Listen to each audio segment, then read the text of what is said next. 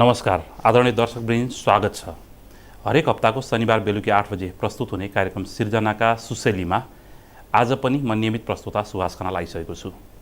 यो कार्यक्रममा विशेषतः सिर्जना क्षेत्रका विभिन्न व्यक्तित्वहरूसँग मैले कुराकानी गर्ने गरेको छु, छलफल गर्ने गरेको छु। उहाँहरूको सिर्जना सम्बद्ध विषयमा वार्तालाप हुने गरेको छ।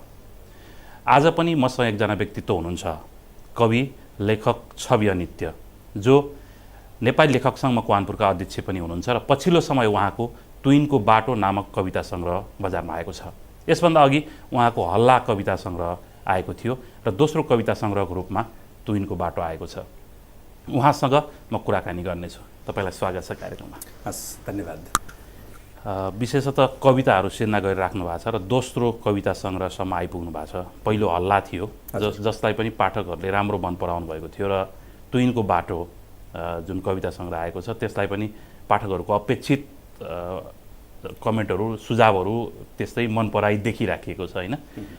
यो कविता लेखनको बाटो कतिको चुनौतीपूर्ण अनुभूति हुन्छ तपाईँलाई?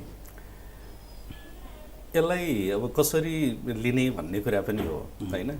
चुनौतीपूर्ण चाहिँ कति बेला हुन जान्छ भने जब हामीले त्यो कविता लेखनलाई प्रतिस्पर्धात्मक रूपमा हेर्न थाल्छौँ, त्यति बेला कविता लेखन चुनौतीपूर्ण हुन जान्छ होइन। तपाईँ कविता कसको लागि लेखिरहनु भएको छ भन्ने कुराले त्यो चुनौती लिने कि नलिने भन्ने कुराहरू हुन्छन्।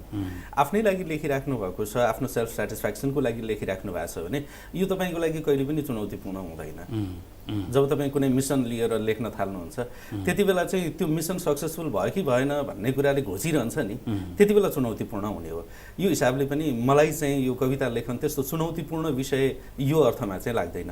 तर आफैले हिजोका दिनमा लेखिराखेका कविता र आजका कवितामा कतिको सुधार ल्याउन सकिराखेको छु, त्यसको स्तरीयतालाई कतिको वृद्धि गर्न सकिराखेको छु भन्ने अर्थमा चाहिँ फेरि केही हदसम्म चुनौतीपूर्ण हुन्छ नै।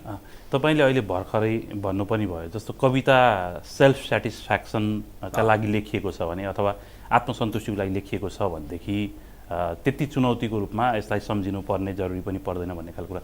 अर्को, कविता लेखनका उद्देश्यहरूको पनि कुरा गरिन्छ होइन। धेरै लेखकहरू कविता त्यत्तिकै लेखिँदैन, यो चाहिँ समाजसँग गाँसिनुपर्छ अथवा समाज परिवर्तनका अपेक्षाहरू हुन्छन् लगायतका कुराहरू गरिन्छ।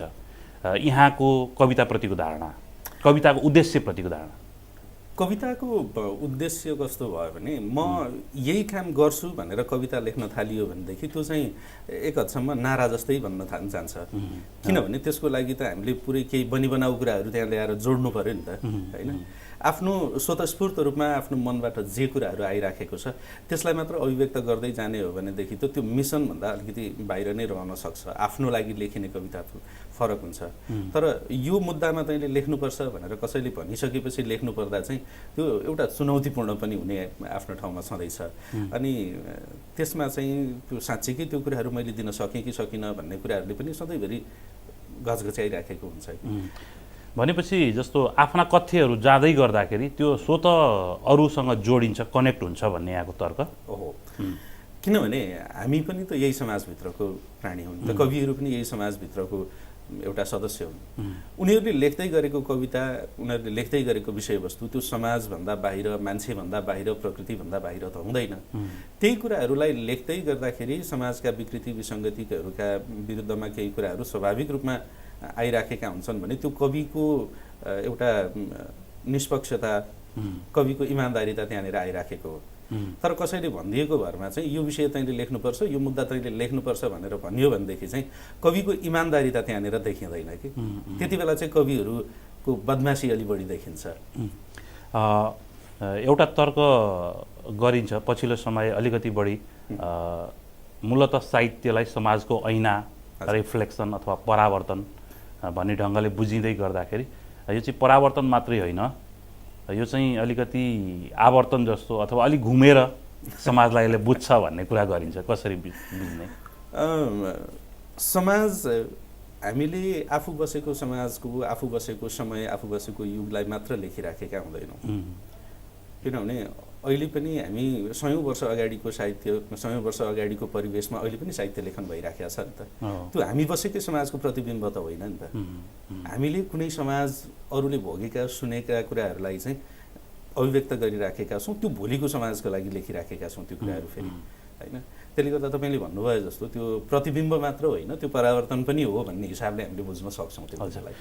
एउटा कविता सुनौँ है, अनि त्यसपछि फेरि कुराकानी गरौँ। यो कविता मेरो यो दोस्रो कविता सङ्ग्रहबाट, तुइनको बाटो कविता सङ्ग्रह। यो कविता सङ्ग्रह मैले 78 चैतमै प्रकाशन गरेको हुँ। यो कविताको एउटा कविता छ यो सङ्ग्रहभित्रको, हिउँको ठेगाना। हिउँको ठेगाना चिसोले पनि पोल्छ के थाहा हिउँको ठेगानासँग बेखबरहरूलाई। चिसोले पनि पोल्छ के थाहा हिउँको ठेगानासँग बेखबरहरूलाई। के थाहा कस्तरी भिजाउँछ लछ्रप्प खलियानको धुपले एरोबिक क्लासमा पसिना बगाउनेलाई। एक बिहान हिँडेर देखाओस् भगवानले मन्दिरबाट निस्केर खेतको आली आली। एक बिहान हिँडेर देखाओस् भगवानले मन्दिरबाट खेतको आली आली। थाहा पाउनेछ कस्तरी काट्छ थोपा थोपा शीतले।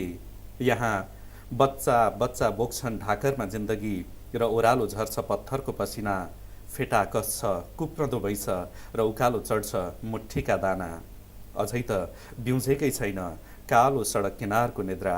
कुहिरोमा अल्मलिरहेछ हिउँको ठेगाना। कुहिरोमा अल्मलिरहेछ हिउँको ठेगाना।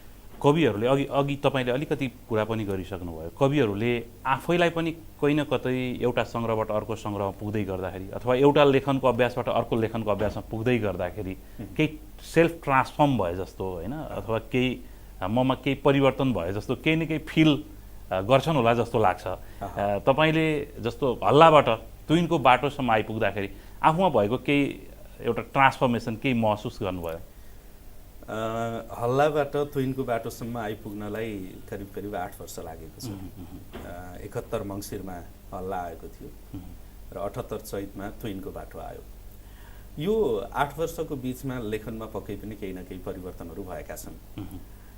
अघिल्लो सङ्ग्रहको तुलनामा तुलनात्मक रूपमा म अलिकति कन्जुस्याइ गर्ने भएको छु शब्दहरूको प्रयोगमा। सकेसम्म थोरै शब्दहरू प्रयोग गरेर कविता छोटा पनि छन्, सकेसम्म छोटो छोटो कविताहरू लेख्न रुचाइराखेको छु। यो हिसाबले पनि आफूलाई अलिकति परिष्कार गर्दै लैजाँदा त्यसको अर्थ फेरि लामोबाट छोटो कविता लेख्ने बित्तिकै म चाहिँ राम्रो लेख्न थालिहालेँ भन्ने होइन, तर तुलनात्मक रूपमा जुन किसिमको प्रतिक्रिया पाठकहरूबाट पाइराखेको छु अघिल्लो सङ्ग्रहको तुलनामा युवा जमातहरूमा पनि अलिकति भिज्न सक्ने खालका रचनाहरू यो सङ्ग्रहमा सङ्ग्रहित गर्न सकेछु भन्ने चाहिँ त्यो प्रतिक्रियाहरूले पनि जनाइराखेको छ। फेरि कविता छोटो लामो भन्ने कुरा त आयामले मात्रै पनि निर्धारण गर्दैन, त्योभित्र भएको ओजन अथवा त्योभित्र भएको गहिराइले निर्धारण गर्ला होइन। त्यो हिसाबले पनि तपाईँले छोटो कविता भने तापनि त्यो कविताहरू त्यति छोटा छैनन् होला। अर्को कुरा जस्तो 51वटा कविताहरूको सङ्ग्रह छ तुइनको बाटो होइन। यो मूलत यहाँले यसमा राजनैतिक विषयवस्तु पनि छन्, प्रेमका कविताहरू पनि छन् होइन, अथवा अरू समसामयिक विषयवस्तुहरू पनि छन्। यहाँको यो कविता सङ्ग्रहबाट अलिकति भनिसक्नु पनि भएको छ, इम्पोजिसन त होइन, तैपनि मेरो मेसेज समाजलाई यो जाओस् अथवा मेरो मेसेज चाहिँ केही हो भन्ने त्यस्तो केही छ? त्यस्तो यही नै मेसेज भन्ने हिसाबले त, किनभने 51वटा कविताहरूमा 51वटा फरक विषयवस्तुहरू आउन सक्छन्। त्यो हिसाबले मैले यो कुराको लागि लक्षित गरेर यो सङ्ग्रह तयार गरेँ भन्ने छैन। प्रत्येक कविताहरू आफ्ना आफ्नै फरक पृष्ठभूमिमा लेखिएका छन्। यद्यपि शिक्षाका कुराहरूलाई चाहिँ यो सङ्ग्रहमा अलिकति बढी जोड दिन खोजेको छु। राजनीतिक विषयवस्तुमा हामीले धेरै लेखेछौँ। मैले यो केही समय अगाडि शिक्षाका कविताहरू चाहिँ हामीले कतिका लेखेका रहेछौँ, केही राम्रा शिक्षा कविताहरू चाहिँ सङ्कलन गरौँ न भन्ने हिसाबले एउटा अभियान पनि चलाउन खोजेको थिएँ, तर त्यति बेला निराशा मात्रै हात लाग्यो। किनभने मैले करिब 40-45 जना कवि लेखकहरूलाई प्रश्न गरेँ, तपाईँसँग शिक्षा सम्बद्ध कुनै कविता छ? त्यसमध्ये मुस्किलले 7-8 जनाबाट मात्रै छ भन्ने उत्तर आयो। अर्थात् हामी अहिले जति पनि नेपालमा कवि लेखकहरू भनेर चिनिएका छौँ झन्डै 80% हाराहारीमा शिक्षकहरू हुनुहुन्छ, शिक्षासँग जोडिएका व्यक्तिहरू हुनुहुन्छ, लेख्ने उहाँहरू हुनुहुन्छ, तर आफ्नै विषयलाई चाहिँ उहाँहरूले उठाइराख्नु भएको छैन। त्यो हिसाबले पनि यो कविताको शीर्ष कविता तुइनको बाटो यो पनि शिक्षा सम्बन्धी नै कविता हो र यसमा अरू पनि त्यस्ता शिक्षासँग सम्बन्धित कविताहरूलाई अलिकति बढी जोड दिने प्रयास गरिराखेको छु। किनभने यो विषयमा हामीले जति लेख्नुपर्ने हो त्यति लेखिराखेका रहेनछौँ भन्ने पनि महसुस भइराखेको छ। कुनै पनि देशको समग्र अवस्था परिवर्तन गर्नको लागि शिक्षा एउटा मेरुदण्डको रूपमा पनि रहन्छ। त्यस हिसाबले पनि यो खालको विषयवस्तुमा लेखिनुपर्छ भन्ने कहीँ न कहीँ आग्रह होइन। आदरणीय दर्शकवृन्द, आज मसँग हुनुहुन्छ कवि छवि अनित्य, उहाँसँग कुराकानी गरिरहेको छु। यतिखेर पहिलो ब्रेकमा छौँ, फेरि आउनेछौँ।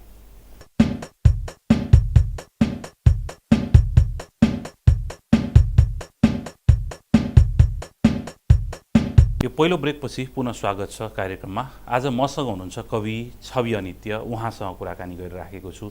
फेरि पनि जोडिन चाहेँ र एउटा कविताको लागि आग्रह गरेँ। यति बेला एउटा कविता पढ्छु, राष्ट्रवाद शीर्षकको यो कविता। राष्ट्रवाद। यो देशको माया तिमीलाई जत्तिकै छ, यो सडकलाई, कालो चिल्लो सडकलाई जत्तिकै छ, धुलो मैलो खाल्डै खाल्डो भएको बाटोलाई उत्तिकै छ, घोडेटा गोरेटाहरूलाई, जुन बाटोमा कहिल्यै गुन्जिँदैन राष्ट्रवाद हो देशको माया। त्यो बाटो भएर पुगिने गाउँ बस्तीलाई पनि छ, बस्तीभित्र बाँचिरहेको धुकधुकी सासलाई पनि छ। यो देशको माया तिमीलाई जत्तिकै छ, यो सडकलाई, कालो चिल्लो सडकलाई जत्तिकै छ, धुलो मैलो खाल्डै खाल्डो भएको बाटोलाई। देशलाई माया गर्नु भनेको नारा जुलुस मात्रै होइन। देशको माया नारा जुलुस गर्नेलाई मात्रै छैन, मसाल झण्डा बोक्नेलाई मात्रै छैन। यो देशको माया उनीहरूलाई जत्तिकै छ, दिनभरि भोक बोकेर रातिको निद्रा किन्नेहरूलाई छ नि। देशको माया गर्न रेलिङहरूसँग पौठे जोरी खेल्नु पर्दैन, गुड्दा गुड्दा थाकेका टायरहरू जलाउनु पर्दैन, फ्याँक्नु पर्दैन हथौडा खाँदा खाँदा साइजमा आएका ढुङ्गा, स्यालुट ठोक्दा ठोक्दा अजित सिपाहीका टाउकामा। यो देश तिमीलाई जत्तिकै दुख्छ, तिमीसँगै मुट्ठी नकसे पनि, तिमीसँगै शपथ नलिए पनि, तिमी जस्तै मर्न नडराए पनि, डराई डराई बा आमाको बुढ्यौली सम्झिरहेको सन्तानलाई दुख्छ, डराई डराई सन्तानको भविष्य सोचिरहेका बा आमालाई दुख्छ। यदि दुखेन भने पनि, यदि दुखेन भने पनि छामी हेर्दा कसैको छाती, उनीहरू देशद्रोही होइनन्, उनीहरू राष्ट्रघाती होइनन्, उनीहरू दलाल होइनन्, उनीहरू देश खोजिरहेका छन् खलियान खर्कहरूमा, पीडा हर्षहरूमा, नदी पहाडहरूमा, हरियाली उजाडहरूमा, गाउँ सहरहरूमा, बाध्यता रहरहरूमा।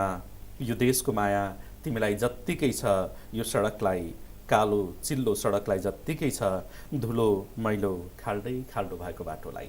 धुलो मैलो खाल्डै खाल्डो भएको बाटोलाई। यो तपाईँ एउटा लेखक सङ्घ, नेपाली लेखक सङ्घ मकवानपुरसँग आबद्ध हुनुहुन्छ होइन? त्यो एउटा एक ढङ्गले पोलिटिकल संस्था पनि हो, लिटरेरी पोलिटिकल संस्था पनि हो। कतिपयले निरपेक्ष रूपमा के भनेको सुनिन्छ साहित्यमा भने साहित्य चाहिँ राजनीतिभन्दा फरक हुनुपर्छ, अथवा साहित्यले राजनीति गर्ने होइन टाइपका तर्कहरू आउँछन्। यहाँको यसमा विचार? साहित्यले राजनीति गर्ने होइन, कविताले राजनीति गर्ने होइन भन्ने सबैलाई स्पष्ट रूपमा के थाहा छ भने कुनै पनि देशको राजनीतिलाई साहित्यले निर्देशित गरिराखेको हुन्छ। यो एउटा स्पष्ट कुरा। र अर्को यो पछिल्लो सन्दर्भमा म के पनि जोड्न चाहन्छु भने नेपाली लेखक सङ्घ प्रजातान्त्रिक लेखकहरूको एउटा सङ्गठन हो। नेपाली लेखक सङ्घमा आबद्ध हुँदै गर्दा, नेपाली लेखक सङ्घ मकवानपुरको नेतृत्व गर्दै गर्दा ममाथि पनि धेरै त्यस्ता प्रश्नहरू आए। स्वाभाविक रूपमा ती प्रश्नहरू आउने नै थिए। तर हामीले बुझ्नुपर्ने कुरा के हो भने लेखन एउटा अलग पाटो हो र यो साङ्गठनिक विस्तार त्यो एउटा अलग पाटो हो। लेखकले आफ्नो सन्तुष्टिका लागि लेख्ला अथवा लेखकले आफ्नो कुनै निश्चित उद्देश्यका लागि लेख्ला, त्यो फरक कुरा हो। तर नेपाली लेखक सङ्घ, प्रगतिशील लेखक सङ्घ लगायतका हामीले जति पनि यी सङ्घ सङ्गठनहरूका नाम सुन्छौँ, लेखकहरूको आबद्धता रहेको, तिनको उद्देश्य फरक छ। यसले भनेको लेखकहरूकै हकहितका लागि साङ्गठनिक रूपमा केही काम गर्नुपर्छ भन्ने हिसाबले यी सङ्घ सङ्गठनहरू अगाडि आउने हुन्। कहीँ न कहीँ लेखकहरूले गर्ने पोलिटिक्स र राजनीतिक कर्मीहरूले नै गर्ने पोलिटिक्समा चाहिँ केही डिफरेन्सेसहरू त्यो लेखनमा छ जस्तो मलाई लाग्दैन। किनभने तपाईँले अहिले भर्खरै प्रगतिशील लेखक सङ्घमा आबद्ध साथीहरू, उहाँहरूका कविहरू र नेपाली लेखक सङ्घमा आबद्ध कविहरू उहाँहरूका कवितालाई एकै ठाउँमा राखेर हेर्नुभयो भने ती दुवैले देश बोल्छन्, ती दुवैले समाज बोल्छन्, ती दुवैले परिवर्तनका कुरा बोल्छन्। कसैले पनि समाजबाट पछाडि हटौँ भनेर अप्रगतिशील रचना त कसैले पनि गरेका छैनन्, होइन? यसो भन्दै गर्दाखेरि लेखनका हिसाबमा हामी एउटै ढङ्गबाट अगाडि बढिराखेका छौँ। मात्रै साङ्गठनिक रूपमा कसरी अगाडि बढ्ने भन्ने कुरा त्यो आफ्नो आस्थाको, आफ्नो विचारका कुराहरू हुन्। त्यसैले लेखन र यो सङ्गठन एउटै कुरा हो भन्ने हिसाबले चाहिँ बुझ्नु हुँदैन भन्ने लाग्छ। एनिवे सबैले एक खालको के भने समाजलाई सङ्केत गर्नुपर्छ अथवा समाजलाई अगाडि बढाउनको लागि प्रेरित गर्नुपर्छ भन्ने कहीँ न कहीँ उद्देश्य कसरी पनि देखिराखेका छौँ भने प्रगतिशील लेखक सङ्घमा रहनुभएकै साथीहरूले स्तुति गान लेखेका पनि त हामीले धेरै देखेका छौँ नि त उदाहरण। वास्तवमा त्यो नहुनु पर्ने हो, होइन? यदि स्तुति गान हो भने कुनै तर्फको जटाको तर्फको भयो भने स्तुति गान त हुनु भएन, गान नै हो, होइन? जसले व्यक्ति पूजन गर्नु हुँदैन भनिराख्नु भएको छ उहाँहरू स्तुति गान लेखिराख्नु भएको छ। यता नेपाली लेखक सङ्घमा रहनुभएका साथीहरू प्रजातान्त्रिक धारका मानिनुहुन्छ, तर उहाँहरूले पनि भयानक क्रान्तिकारी कविताहरू लेखिराख्नु भएको छ, होइन? हामीले हेटौँडामा अस्ति भर्खर तीर्थ श्रेष्ठका कविताहरू सुन्यौँ। उहाँ नेपाली लेखक सङ्घको केन्द्रीय अध्यक्ष हुनुहुन्छ, उहाँका कविताहरू क्रान्ति नै गरिराखेका छन्। योभन्दा अगाडि निवर्तमान अध्यक्ष श्रवण मुकारुङ, उहाँको कविताले ६२-६३ को आन्दोलनमा एउटा माहौलै सिर्जना गरेको हो विशेनगरजीको बयानले। अनि कविता फरक कुरा हो, सङ्गठन फरक कुरा हो। त्यो दुवैलाई एकै ठाउँमा राखेर हेर्नु चाहिँ हुँदैन, सोलो डोलो हेर्ने अभ्यास गर्नु हुँदैन भन्ने कुरा। लेखक सङ्घ यहाँको नेतृत्वमा आइसकेपछि मकवानपुरमा केही अलिक क्रिएटिभ कामहरू पनि भएका छन्, होइन? हुन त अगाडिदेखि क्रियाशील छ यो संस्था। अब केही योजनाहरू र जुन तपाईँले नेतृत्व गरिसक्नुभएका जुन थिमका कार्यक्रमहरू भएका छन् त्यसको चाहिँ एउटा निरन्तरताको कसी अब के छ? मकवानपुर जिल्लामा नेपाली लेखक सङ्घ लगभग 2070-71 नै क्रियाशील भएर रहिरहेको छ।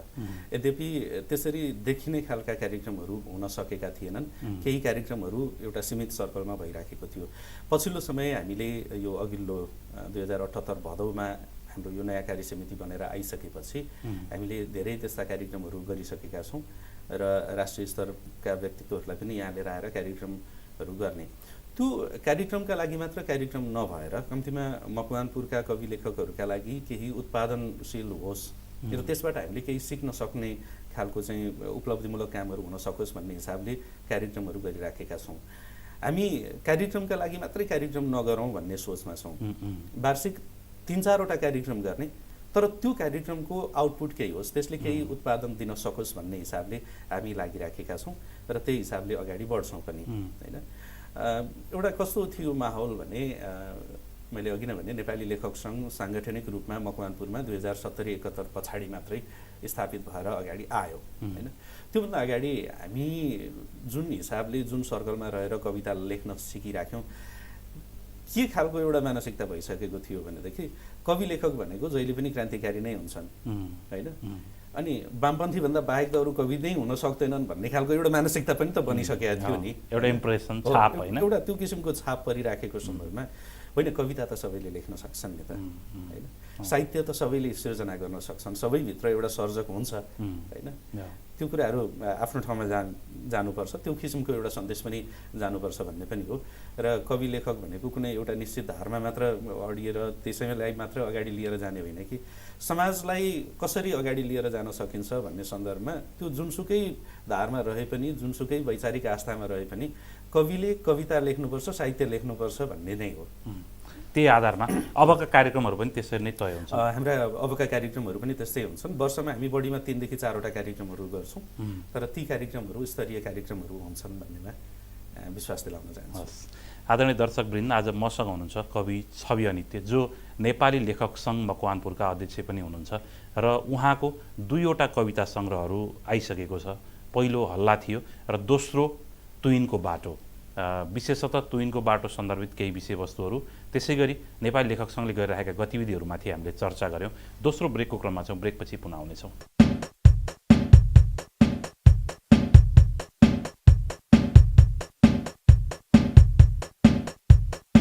दर्शकवृन्द, पुनः स्वागत छ कार्यक्रममा। मसँग हुनुहुन्छ कवि छवि अनित्य।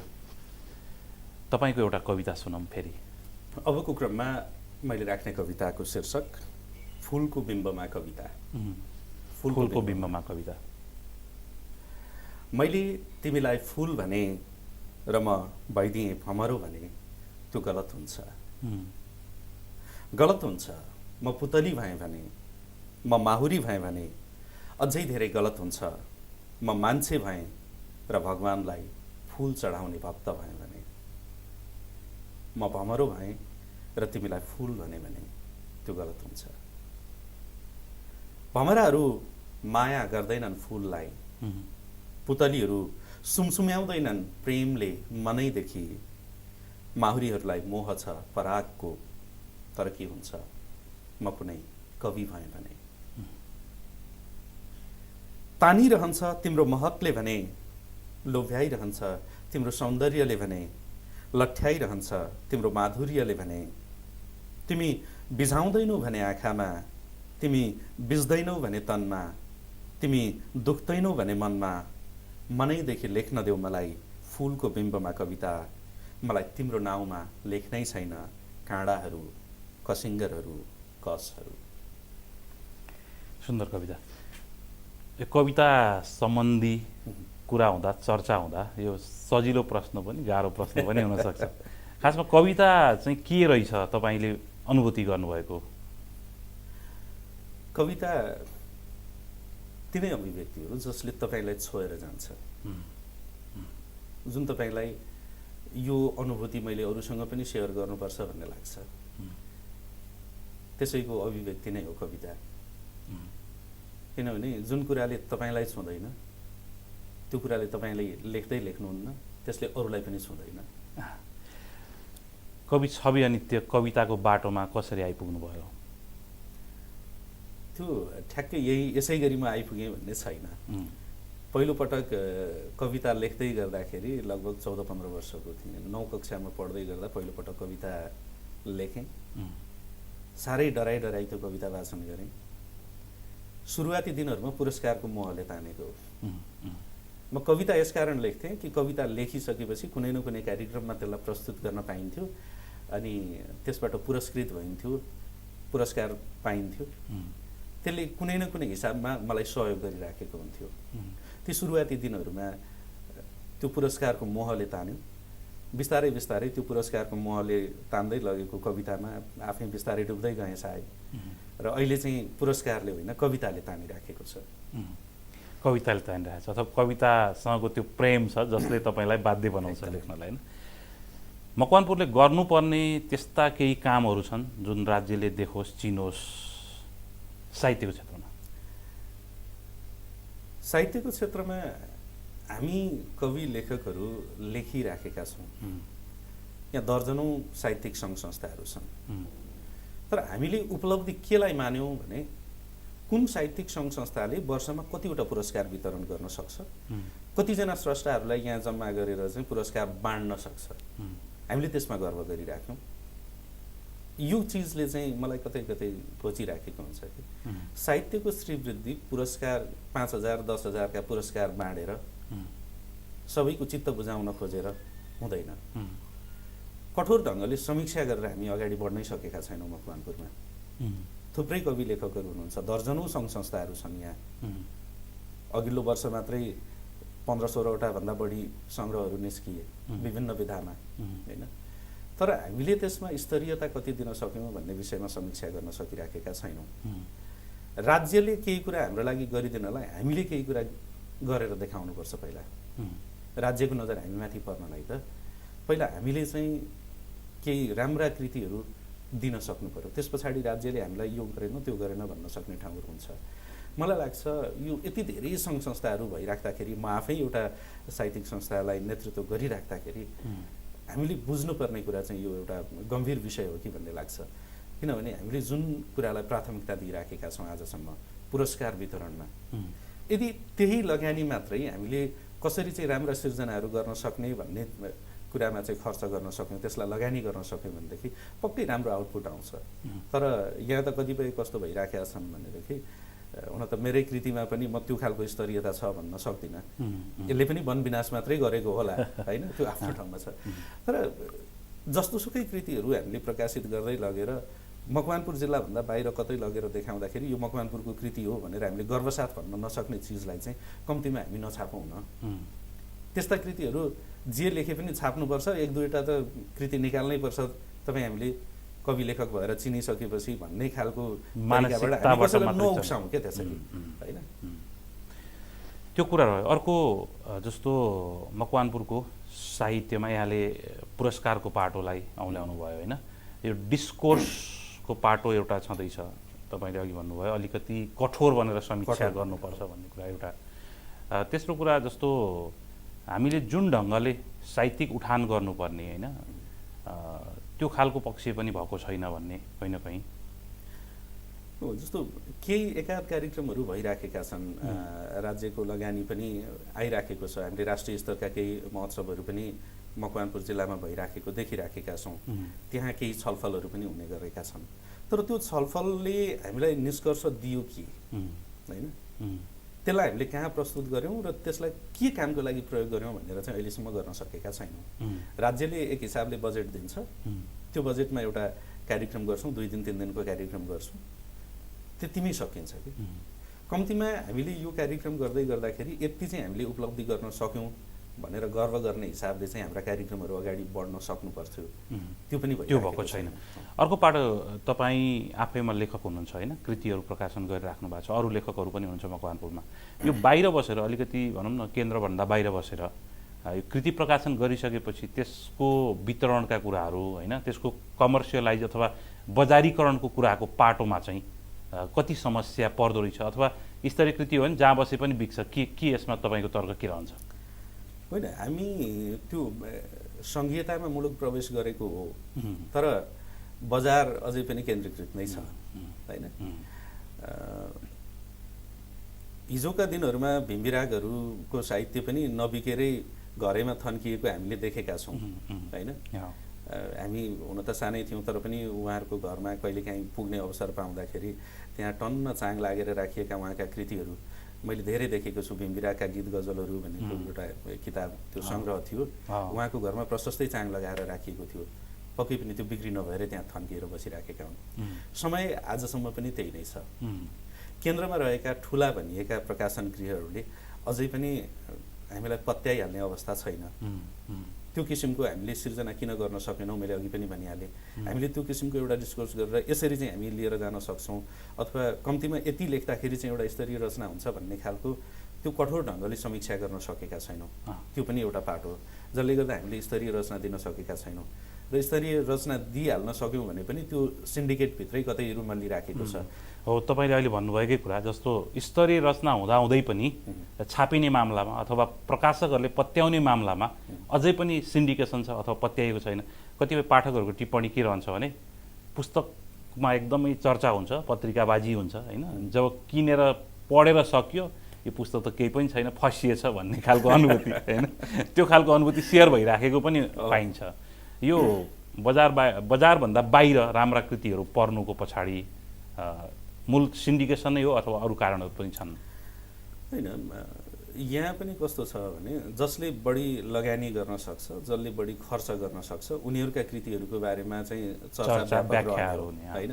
किनभने पत्र पत्रिकामा विज्ञापन त त्यसै छापिँदैन होइन, त्यो विज्ञापनलाई नै हामी चर्चा परिचर्चा भनिराखेका छौँ। पत्र पत्रिकाहरूमा विभिन्न समीक्षात्मक लेखहरू जुन लेखिन्छ कुनै पुस्तकको सन्दर्भमा, त्यो समीक्षात्मक लेखहरू त्यत्तिकै लेखिँदैनन् होइन। त्यसलाई समीक्षा लेख्न मनाउनको लागि एउटा समीक्षकलाई समीक्षा लेखिदिन मनाउनका लागि पनि कतिसम्म पापड बेल्नुपर्छ भन्ने कुराहरू हामीले देखिराखेकै छौँ होइन। यो हिसाबले चाहिँ पाठकहरू फस्नुपर्ने अवस्था आइराखेको हो होइन। तर साँच्चीकै राम्रा केही कृतिहरूको पनि त्यसै गरी प्रचार नभएको त होइन, तर प्रचार हुनुपर्ने धेरै कृतिहरू चाहिँ अझै पनि ओझलमा परिराखेका छन्। धन्न अहिले सामाजिक सञ्जाल छ र सबैले आफ्नो ढङ्गले आफ्ना पुस्तकहरूको चाहिँ बजारीकरण गर्न सकेका छन्, त्यो आफ्नो ठाउँमा छ। तर जसलाई हामीले मुख्य त्यो व्यापारको केन्द्रबिन्दु मानिराखेका हुन्छौँ उनीहरूले चाहिँ अझै पनि यसरी सबैलाई समान रूपमा साँच्चैकै राम्रा कृतिहरूलाई अगाडि ल्याउन सक्ने वातावरण चाहिँ बनिसकेको छैन। हामी कार्यक्रमको एकदमै अन्तिम चरणमा छौँ। एउटा कविता फेरि सुनौँ जस्तो लाग्यो। मैले यही सङ्ग्रहभित्रबाटै यो शीर्षक कविता छ तुइनको बाटो। यो शिक्षासँग सम्बन्धित एउटा कविता हो। म 4 वर्ष अगाडि एउटा सामुदायिक विद्यालयमा कार्यरत थिएँ। त्यति बेला ललितपुरको एउटा विकट गाउँमा कार्यरत रहँदाखेरिको अवस्थामा विद्यार्थी भाइ बहिनीहरू बागमती खोलामाथि बनेको तुइन चढेर विद्यालय आउने जाने गरेको देखिराखेको सन्दर्भमा उहाँहरूका लागि लेखिएको यो कविता हो। तर समय सन्दर्भ अझै पनि फेरिएको छैन। हुन त अब सरकारले तुइन विस्थापनको नीति लिएको पनि 5-7 वर्ष भइसकेको छ, तर अझै पनि समस्या उत्तिकै छ। अझै पनि तुइनबाट खसेर मान्छेले ज्यान गुमाउने क्रम रोकिएको छैन। बालबालिकाहरू तुइन चढेरै स्कुल आउने जाने गरिराखेका कतिपय ठाउँहरूमा हामीले देखिराखेकै छौँ। अस्ति भर्खरै पनि एउटा भिडियो आइराखेको थियो गोर्खाको, जहाँ चाहिँ शिक्षकहरूले आफूलाई जोखिममा पारेरै विद्यार्थीहरूलाई खोला तार्दै गरेको दृश्यहरू आइराखेका थिए। यो सन्दर्भमा पनि यो तुइनको बाटो कविता सान्दर्भिक हुन्छ भन्ने लाग्छ। तुइनको बाटो। तुइनमा तुन्द्रुङ्ग झुन्डिन्छन् नानीहरू चमेरा जस्तै र थाप्छन् ज्यानको बाजी, नानीहरू संसार जित्छन् एक दिन। झुन्डिँदा झुन्डिँदै फलामे डोरीमा नानीहरूका खल्तीबाट खुत्रुक्क खस्छ एउटा कलम र नदीको सुसेलीले निल्छ त्यो आवाज। झोलाबाट फुत्त फुत्त खस्छन् कापी किताबहरू र विलिन हुन्छन् नदीको आवेगमा। रित्तो झोला मात्रै बोकेर जान्छन् नानीहरू पाठशाला र फर्कन्छन् रित्तै मस्तिष्क। पाठशालादेखि फर्कँदै गर्दा तुइनको बाटो कतै फुत्त नखसोस् नानीहरूले बोकेका रित्ता झोलाहरू, रित्तै झोलाहरू बोकेका रित्ता नानीहरू, रित्ता नानीहरूका रित्ता मस्तिष्कहरू। कमसेकम जानुन् यी नानीहरूले सिंहदरबार कुन बाटो भएर पुगिन्छ। सिंहदरबार कुन बाटो भएर पुगिन्छ। सुन्दर कविताहरू साथै यहाँको महत्त्वपूर्ण विचारहरू जो आज कार्यक्रममा राख्नुभयो त्यस निम्ति हार्दिक धन्यवाद दिन्छु। यहाँलाई पनि धेरै धेरै धन्यवाद र टिम टेलिभिजन परिवारलाई पनि धेरै धन्यवाद दिन चाहन्छु। कविको रूपमा मेरो र लेखक सङ्घ नेपाली लेखक सङ्घको तर्फबाट केही विचारहरू राख्ने जुन अवसर प्रदान गर्नुभयो यसका लागि यहाँलाई धेरै धेरै धन्यवाद। धन्यवाद। आदरणीय दर्शकवृन्द, आज मैले कवि छवि अनित्यसँग कुराकानी गरेँ। अर्को हप्ता अर्का सर्जकसँग आउनेछु। यतिखेर प्रविधिमा सहयोग गर्ने मनिल, त्यसै गरी आजका अतिथि कवि छवि अनित्य र म नियमित प्रस्तुता सुभाष खनाल। सबैलाई बिदा दिनुहोस्। हेर्दै बस्नुहोला टिम टेलिभिजन। नमस्ते।